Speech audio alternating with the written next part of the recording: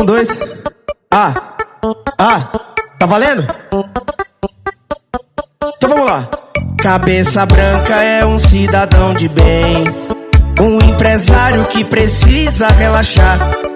Fim de semana ele pega as novinhas e patrocina um churrascão em alto mar.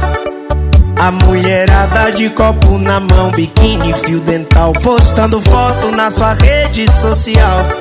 Cheia de pose de patroa, ela é da zona. Quem vê de longe pensa que ela é a dona, mas o dono da lancha é o cabeça branca. A champanhe quem banca é o cabeça branca. Porque novinha na hora da selfie, junto com as amigos, coroa nunca aparece. O dono da lancha é o cabeça branca. A champanhe quem banca é o cabeça branca. Porque novinha na hora da selfie, junto com as amigos, coroa nunca aparece. Essa é a seresta do pai das crianças. DG, batidão strong. Chama, filho.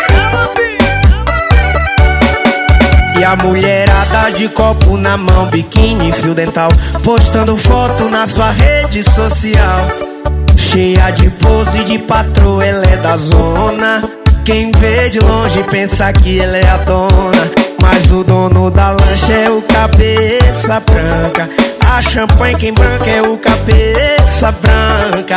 Porque novinha na hora da selfie, junto com as amigos, coroa nunca aparece. O dono da lancha é o cabeça branca.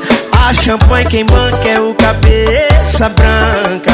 Porque novinha na hora da selfie, junto com as amigos, coroa nunca aparece.